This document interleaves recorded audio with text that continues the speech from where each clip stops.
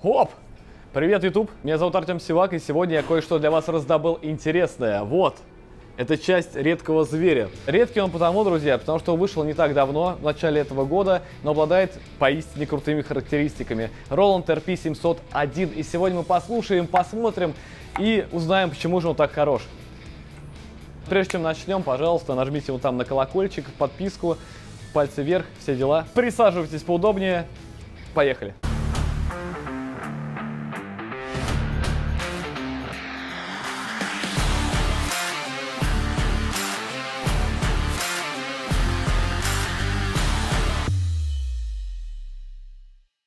В начале этого года Roland выкатил на рынок целый шквал новинок. И вот одна из них, Roland RP701. Эта модель пришла на смену Roland RP501. И на самом деле глобальные изменения. И наконец-то мы сейчас убедимся в этом, посмотрим, послушаем, я все расскажу подробно. Этот инструмент позиционируется как бюджетное цифровое стационарное пианино. Бюджетное, скажешь ты? Он стоит соточку. Но если вы захотите вдруг настоящий акустический инструмент, вы поймете, что он стоит гораздо дороже. Если вы хотите качественный инструмент, тем более там еще и настройка раз в полгода, и обслуживание, он прихотливый. А здесь все готово, все работает, все настроено. Записывайте, играйте, делайте все, что хотите. Подтянули технические характеристики и дизайн. В общем, давайте начнем с дизайна. Внешний вид, на мой взгляд, очень кардинально изменился в сравнении с моделью RP501. Стал более солидный, какой-то такой более надежный, внушающий доверие. Видно прям отчетливо прожилки деревянные. Он стал выше, шире. Существует этот инструмент в 4 цветах. Есть белый, как вы видите, есть черный, есть темно-коричневый и есть светлый дуб. На приборной панели не осталось никаких надписей, вообще никаких. Все такое кругленькое, обтекаемое, в духе со временем. Все теперь обозначения в виде пиктограмм, доходчиво, понятно, на любом языке. Каждый человек поймет, что нужно нажимать, чтобы все это работало. Также изменился сам механизм крышки. То есть теперь, смотрите, она есть закрытая, продемонстрирую. Открытая крышка. И третий режим. Секретный режим. Это полузакрытая. Это сделано для чего, спросите вы? Зачем вообще это нужно? Для того, чтобы вас ничего не отвлекало от игры на этом прекрасном инструменте. Вот все вот эти вот значки, все вот эти вот экраны, они будут скрыты. И вы просто сидите и наслаждаетесь звучанием. Беленький, красивый.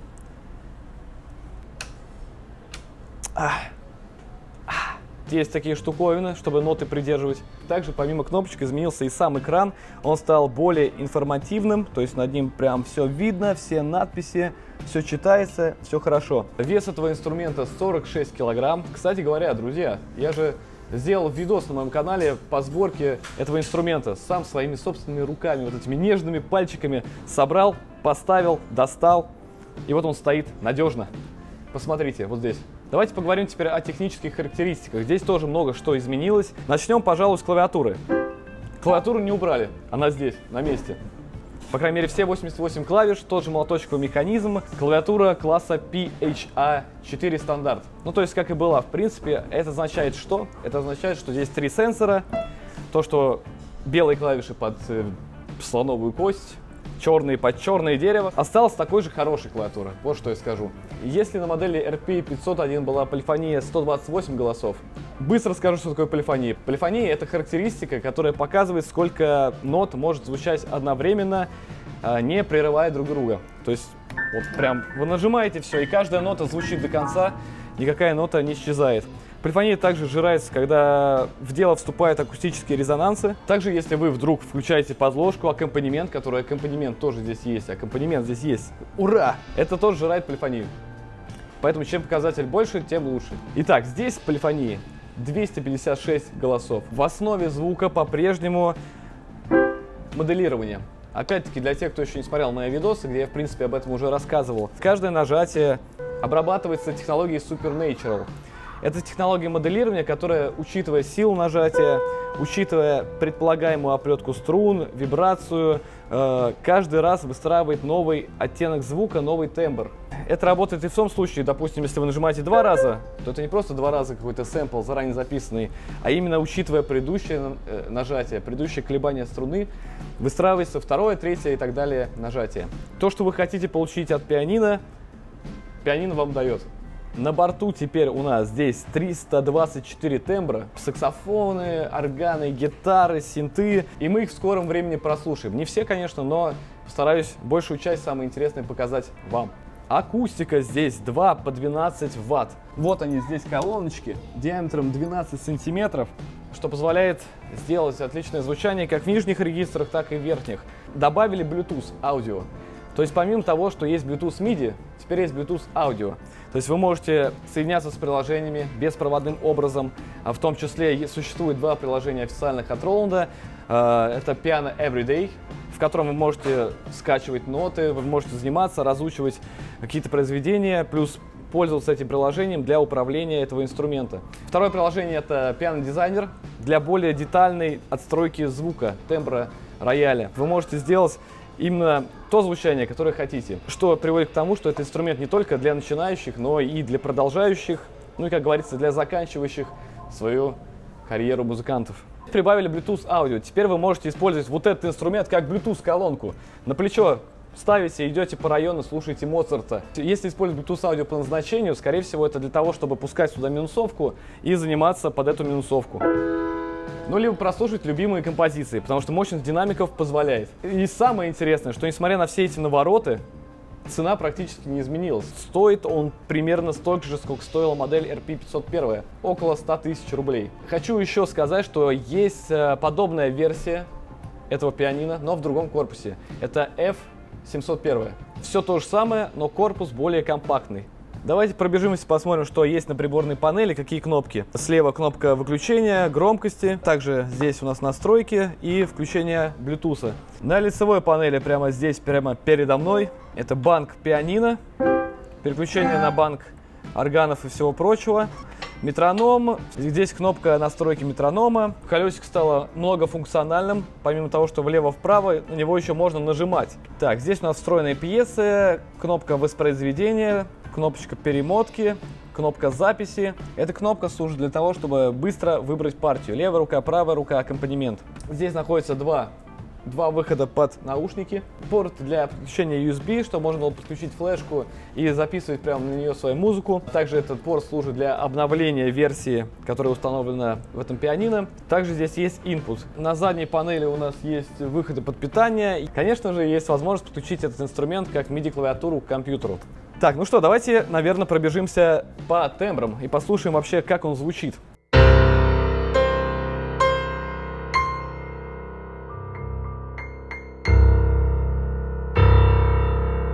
Жирно, мощно, рычит. Нравится. Динамический диапазон.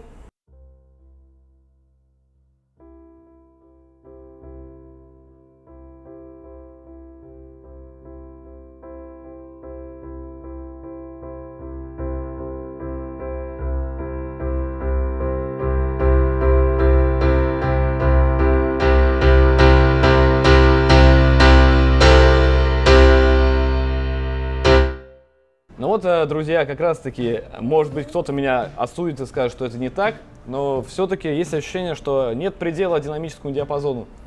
Все зависит от силы ваших рук. Поэтому, прежде чем заниматься на пианино, сходите в качалку. И, как я уже сказал, конечно же, здесь есть все возможные акустические резонансы. И вот мы сейчас послушаем один из них. Нажимаем клавиши, молоточки приподнимаются на настоящем пианино. Здесь это виртуально. Зажимаем клавиши слева, нажимаем резко. Все вот эти резонансы, они участвуют в процессе игры. Это делает пианино настоящим. В конце видео мы сыграем что-нибудь классическое. Я специально позову человека для этого. Сейчас просто пробежимся по тембрам. Не будем, конечно же, слушать 325 тембров. Самые основные.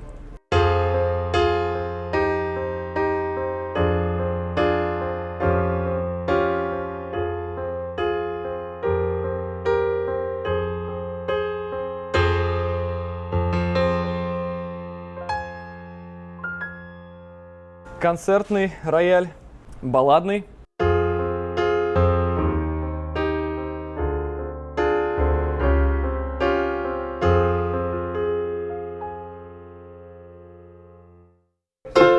Рок-пиано.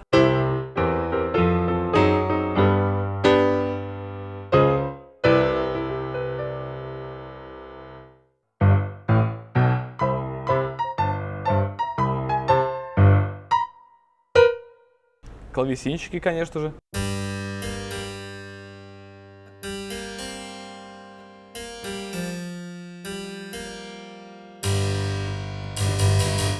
Электропиано.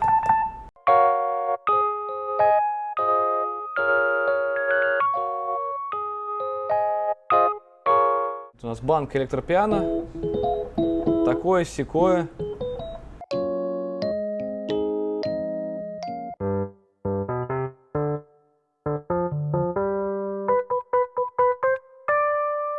Беллы.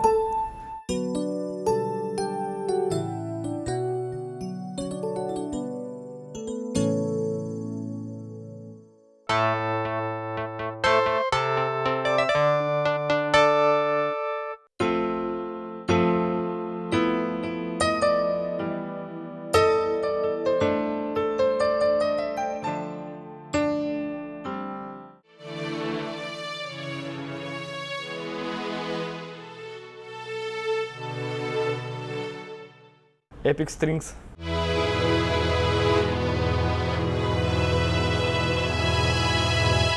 Виолончель.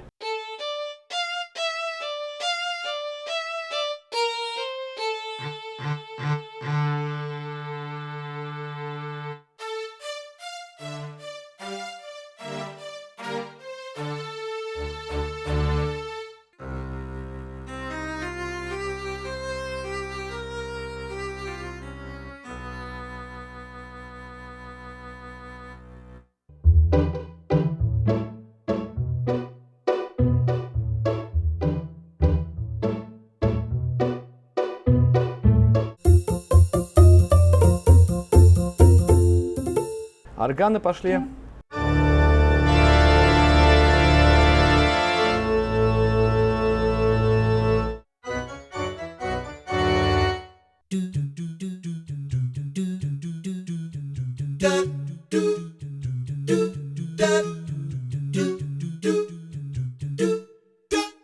До, ре, ми.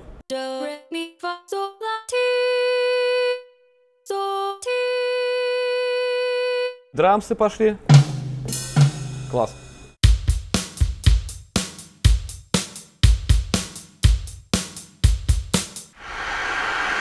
Спасибо, спасибо.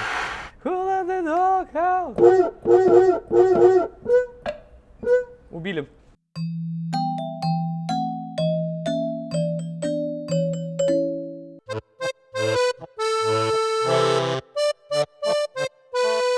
И вы первый парень на деревне, пока не придет второй. Гитара.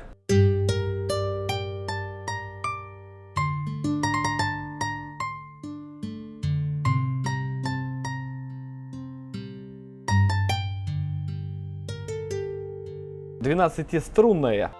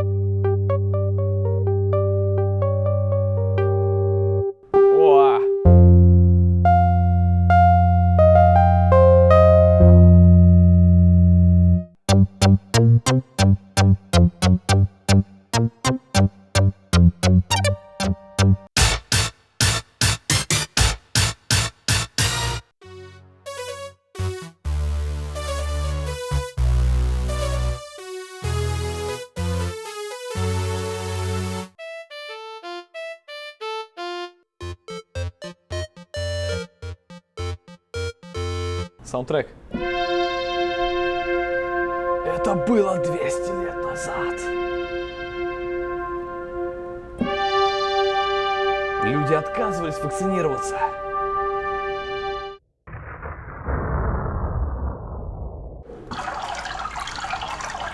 Водичка тепленькая пошла. Все есть. Просто абсолютно каждый звук. Лазеры даже есть. Короче, дофига просто тембров, и все они клевые. Здесь также, конечно, можно соединить два тембра в один.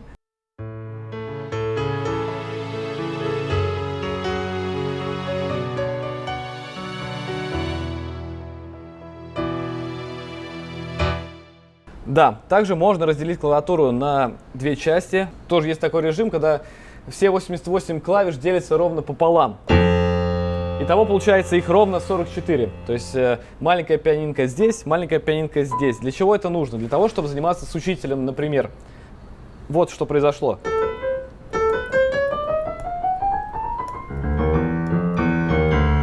То есть здесь, допустим, сидит педагог, показывает то, что нужно сыграть.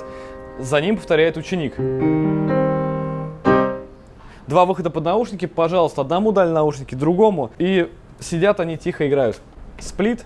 И что у нас получилось теперь?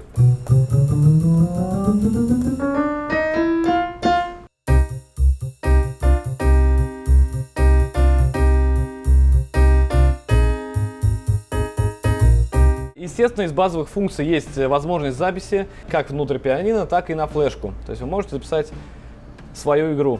Ну и, конечно же, есть метроном, куда же без этого. Помимо того, что вы можете соединяться беспроводным образом с какими-то сторонними приложениями, типа там GarageBand, Simple Pianist, полно приложений, которые используют именно эту связь. Как это происходит? Берете, открываете. Приложение доступно как на Android, так и на iOS.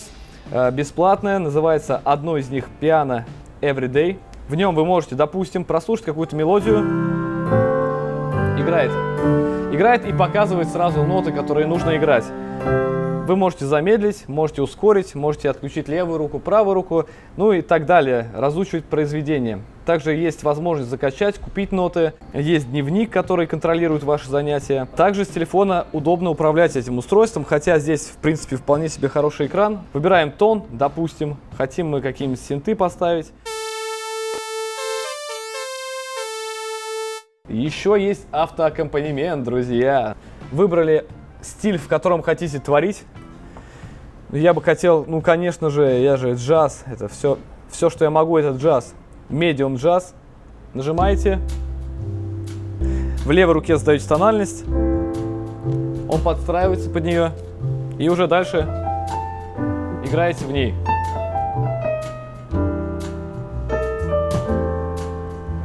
По две вариации на каждый жанр. Поп, рок, все дела. Это программа раз. Вторая программа специально для тех, кто уже искушен музыкой, кто хочет чего-то нового, жажду которого не утолить никак.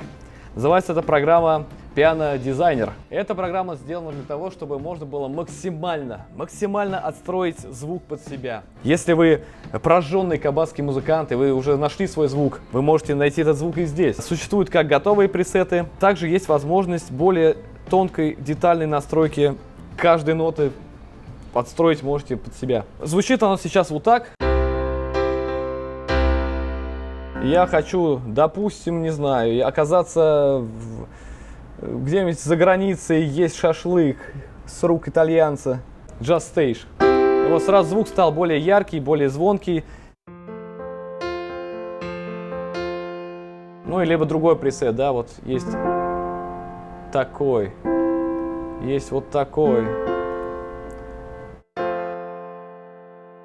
Можете покопаться сами в настройках, сделать звук более ярким, менее ярким. Можно увеличить чувствительность клавиш. То есть два приложения бесплатных, Special от Roland, работающих на любых устройствах. Видите, никаких шнуров, просто ничего нет. Ну и давайте протестируем Bluetooth аудио, который сюда добавили куда-то туда внутрь. Соединяйтесь, включайте песню или минусовку. И сразу становится веселее.